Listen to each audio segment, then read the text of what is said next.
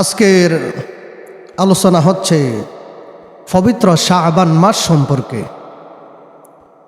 শাবান মাস রজব মাস এবং রমজান মাসের মধ্যবর্তী একটি মাস।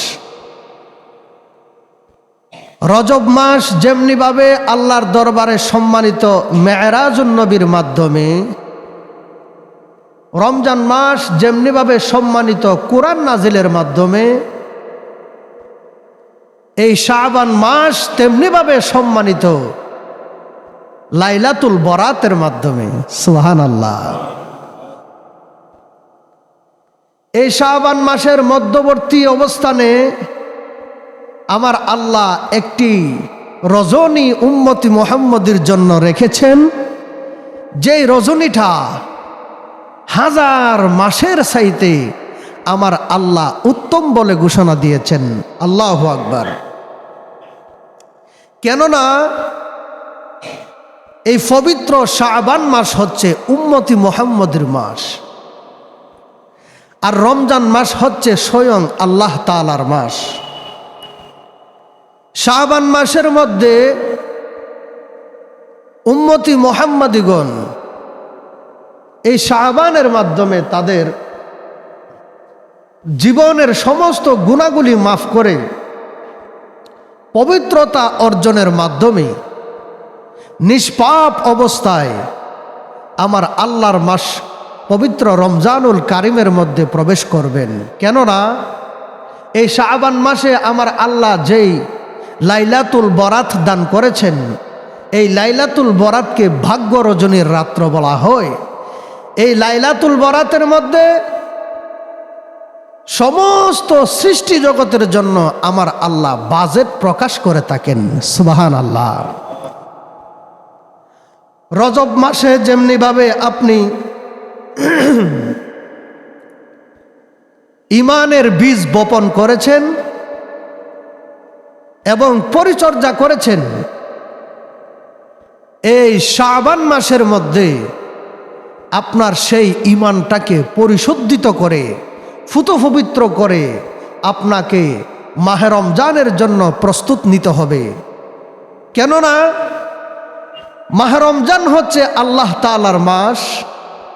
আমার আল্লাহ যেমনিভাবে পবিত্র, আমার আল্লাহ পবিত্রতাকে ভালোবাসেন, সেই জন্য উম্মতি মুহাম্মদী যখন এই পবিত্র মাসের মধ্যে ঢুকবে, প্রবেশ করবে, আমার আল্লাহ উম্মতি মুহাম্মদীকে অপবিত্র অবস্থায় সেই পবিত্র মাসের মধ্যে ঢুকাইবেন না। কেননা এই শাবান মাসের মাধ্যমে উম্মতের সমস্ত গুনাহগুলি আমার আল্লাহ মাফ করে দিয়ে ফুত পবিত্র অবস্থায় আল্লাহর মাস মাহে রমজানের মধ্যে প্রবেশ করাইবেন। সুবহানাল্লাহ। আমার আল্লাহ যদি আমাদের গুনাহগুলি মাফ করে দেয়, তাহলে কারো কাছে কোনো কৈফিয়ত দিতে হবে না। প্যারা হাজরিন, আমার রাসূল সাল্লাল্লাহু তাআলা আলাইহি ওয়াসাল্লাম শাবান মাসের মধ্যে এমনভাবে রোজা রাখতেন, সাহাবায়ে কেরামরা বলা বলি করত, আমার নবী মনে হয় রোজা আর পরিত্যাগ করবেন না, রোজা রাখতেই থাকবেন। সুবহানাল্লাহ বলি।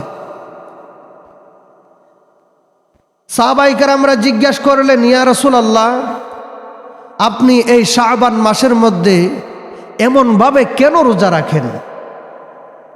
আমার নবীজি ইরশাদ করেন, হে সাহাবায়ে কেরাম, তোমরা শোনো, এই শাবান মাসের মধ্যে বাজেট প্রকাশ করেন আমার আল্লাহ।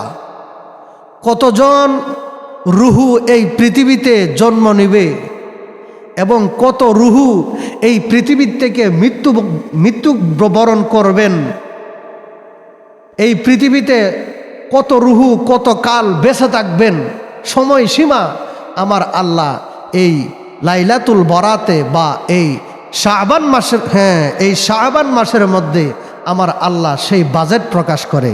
সুবহানাল্লাহ। আমি এই জন্য বেশি বেশি রোজা রাখি, কেননা আমি যদি এই দুনিয়ার থেকে পর্দা গমন করি, আমার নামখানা যেন রোজাদার অবস্থায় আমার আল্লাহর খাতার মধ্যে লেখা হয়। সুবহানাল্লাহ।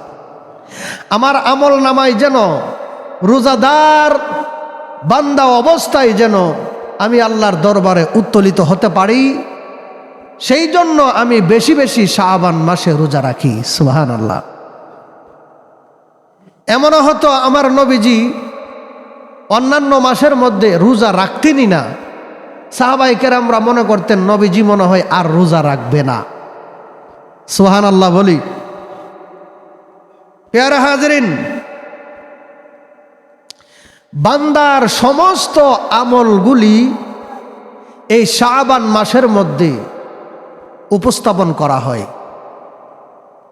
বান্দার সমস্ত জীবনের নেক আমলগুলি, নেক কার্যগুলি এই শাবান মাসে যেমনিভাবে উপস্থাপন করা হয়, ওই বান্দার বদ কার্যগুলিও নেক কার্য যেমনিভাবে উপস্থাপন করা হয়, তদ্রূপভাবে বদ কার্যগুলিও উপস্থাপন করা হয়।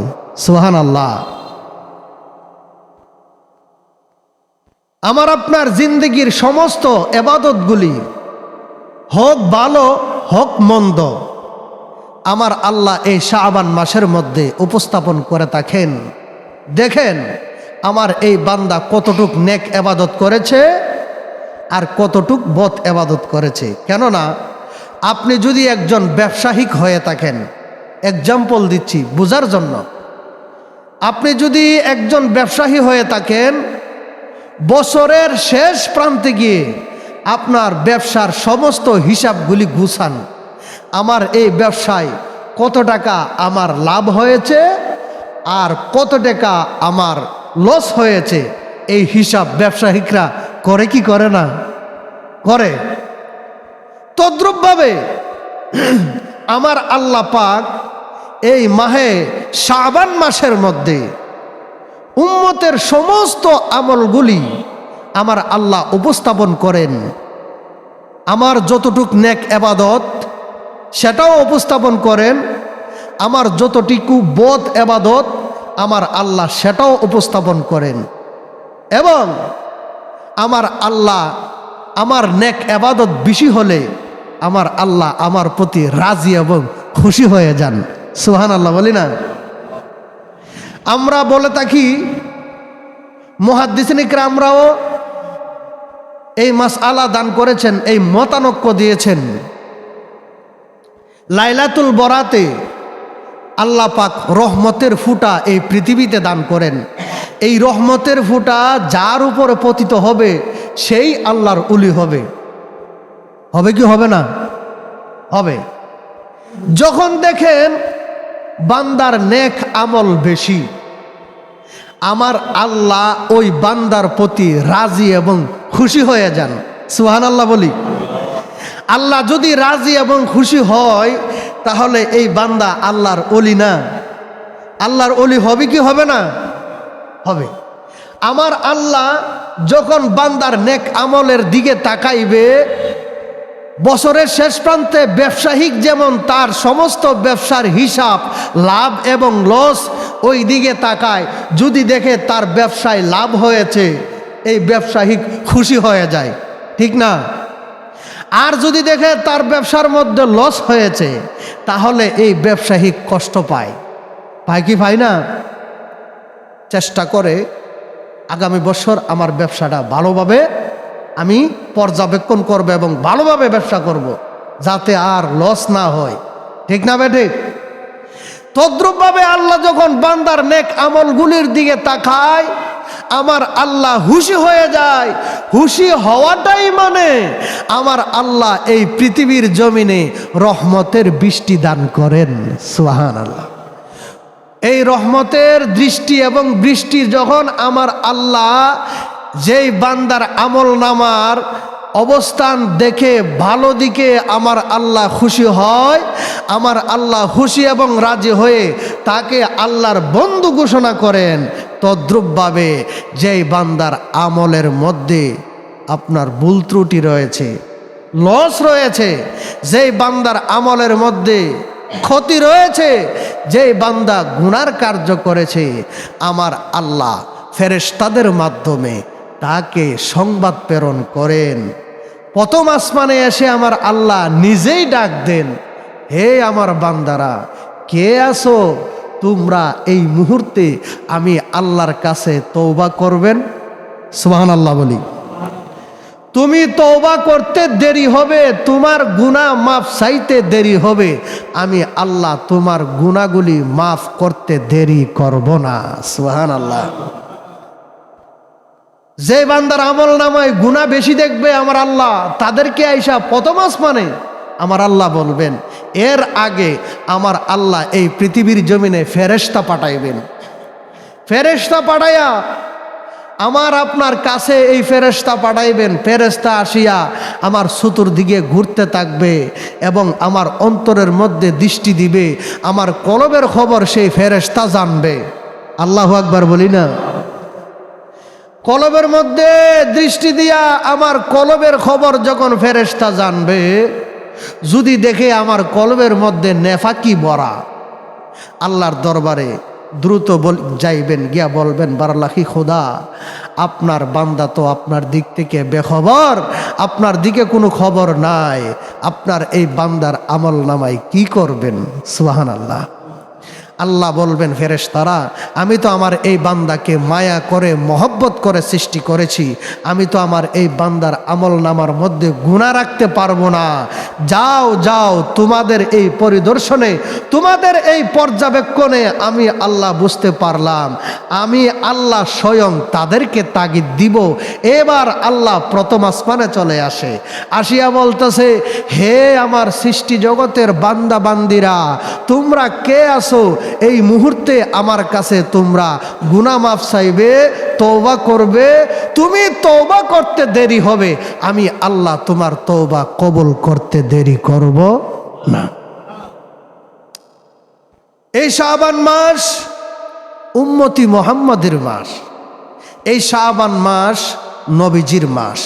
এই শাবান মাসে আমার নবী বলছেন, আমার উম্মতরা যদি বেশি বেশি বেশি করে তওবা ইস্তেগফার পাঠ করে, তাহলে আমার আল্লাহ আমার উম্মতের জীবনের জিন্দেগির জঙ্গের সমস্ত গুনাহগুলি আল্লাহ মাফ করে দিবেন এবং আমার এই উম্মতকে পবিত্র করবেন। কেননা আল্লাহ যেমনিভাবে পবিত্র, আমার আল্লাহ পবিত্রতাকে ভালোবাসেন এবং আল্লাহর মাস মাহে রমজান মাস, সেটাও পবিত্র মাস।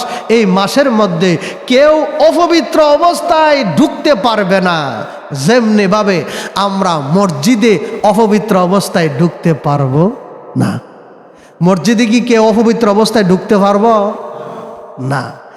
মসজিদে যদি পবিত্র অবস্থায় ঢুকতে হয়, তাহলে রমজান মাস তো আমার আল্লাহর মাস, পবিত্র মাস। এই মাসের মধ্যে ঢুকতে গেলেও আমাকে আপনাকে পবিত্র হতে লাগবে, পবিত্রতা দরকার হবে।